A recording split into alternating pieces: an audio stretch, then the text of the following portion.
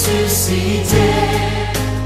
À toi la victoire pour l'éternité.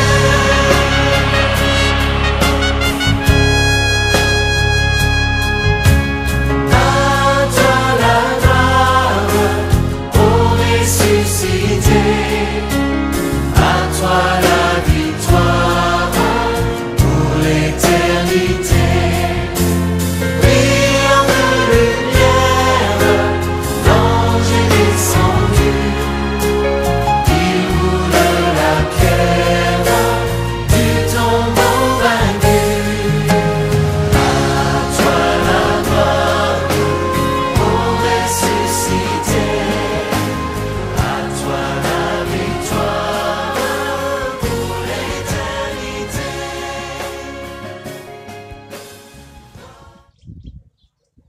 Bonjour, chers amis internautes, chers compatriotes, chers frères et sœurs dans le Seigneur, que la paix et la grâce de Dieu vous soient données.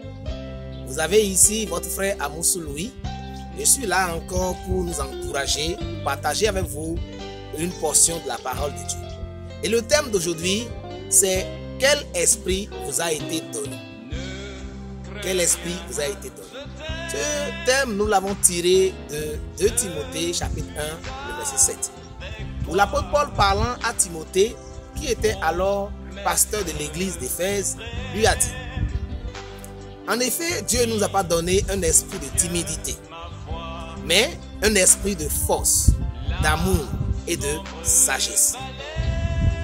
Bien-aimés frères et sœurs, ce monde est conduit par 2 entités, Dieu ou le diable. Et lorsque vous donnez votre vie à Jésus-Christ, la Bible nous apprend dans Romains 8, verset 16, que le Saint-Esprit témoigne à votre esprit que vous êtes enfant de Dieu. Si vous avez déjà donné votre vie à Jésus-Christ, si vous marchez avec lui, fréquentez une assemblée, et vous vivez selon la parole de Dieu, vous êtes un enfant de Dieu. Mais si vous ne l'avez pas encore fait, c'est le moment de le faire, de donner votre vie à Jésus-Christ. Parce que si vous n'avez pas donné votre vie à Jésus, vous n'êtes pas enfant de Dieu, vous n'avez pas l'Esprit de Dieu. Alors, mais force est de constater que, bien que étant chrétien, certains chrétiens continuent par demeurer dans la peur, dans la timidité. Ils manifestent une absence totale d'amour.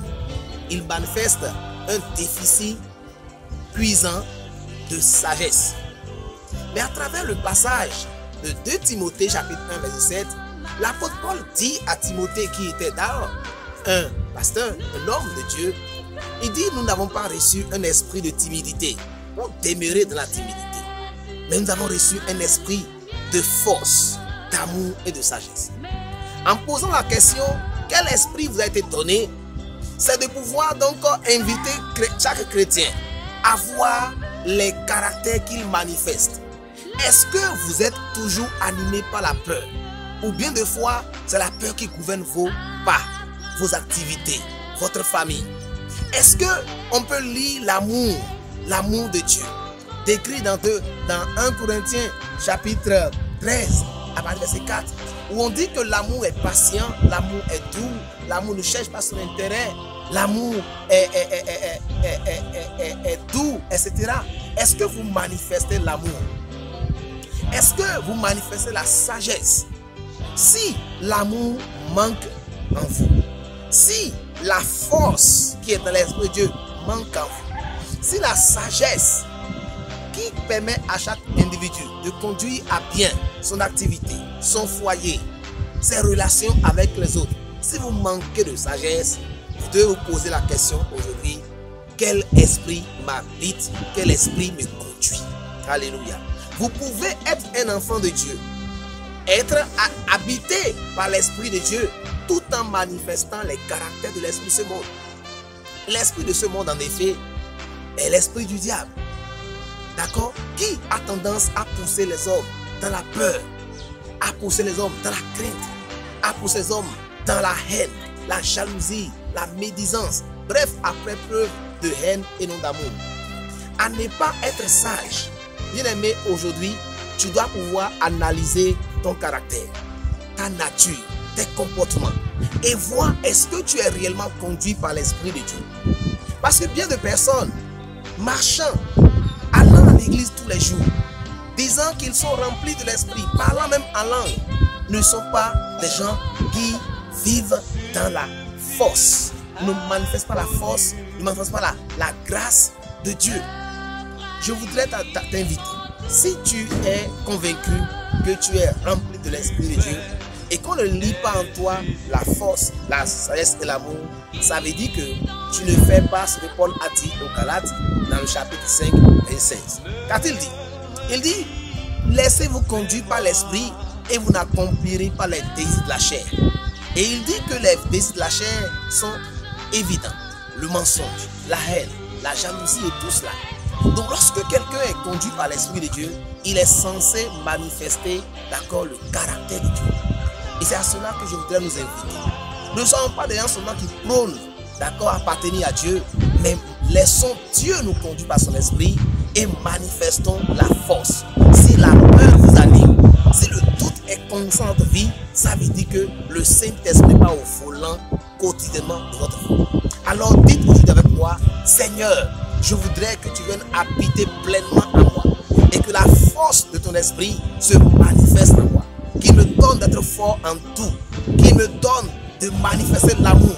L'amour qui permet à l'autre de se sacrifier pour les autres et non qui cherche son intérêt personnel. Et aussi à travers toutes les activités de chaque jour, on a besoin de la sagesse pour réussir les études, pour bien gérer son foyer, pour bien gérer ses activités. Cette sagesse-là, le Saint-Esprit en nous, nous conduit à la voir. C'est pourquoi aujourd'hui je vous demande, quel esprit avez-vous reçu? Est-ce l'esprit de Dieu ou est l'esprit du monde ou l'esprit du diable? Si c'est l'esprit de Dieu, alors laissez-le complètement vous conduire et vous allez manifester ce caractère.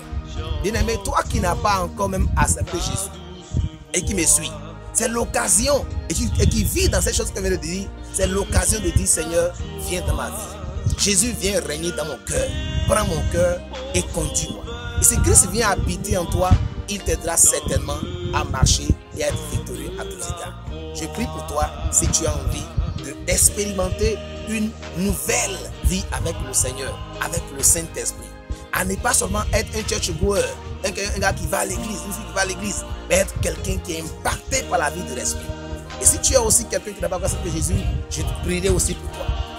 Mets ta main sur ton cœur, mets-toi à genoux, prends la position qui te plaît et prie avec moi. Seigneur Dieu, je viens à toi ce midi. Je reconnais que je manifeste beaucoup de fois la peur. La peur m'anime. Seigneur, je reconnais que je n'arrive pas vraiment à manifester l'amour comme il se doit. Je reconnais que je n'arrive pas à manifester la sagesse comme il se doit. Je prie cet instant que ton esprit vienne habiter pleinement en moi. Je prie et je m'engage à marcher par l'esprit. Je prie qu'au nom de Jésus, la peur sorte de ma vie. La timidité quitte ma vie. Le manque d'amour quitte ma vie. La folie de ce monde quitte ma vie. Et dorénavant, je marche par l'esprit, je vis par l'esprit et je manifeste sa force, sa sagesse et sa connaissance. Toi qui me suis, le Seigneur, prie avec moi. Seigneur Dieu, je te donne ma vie ce midi. Je te donne ma vie ce matin ou ce soir. Je te confie mon cœur. Viens habiter en moi. Par le Saint-Esprit, fais de moi un enfant de Dieu. Guide-moi dans la force, dans la sagesse et dans l'amour qui caractérise le Saint-Esprit. Merci infiniment. Sois béni, Père, au nom de Jésus. Bien-aimé, que la paix et la grâce de Dieu soient avec vous. C'était mon frère et ami, Amos Louis. Soyez bénis, soyez motivés. Marchez dans la force, marchez dans l'amour, marchez dans la crainte de Dieu, marchez dans la sagesse tout au long de ce week-end et la semaine prochaine. Shalom.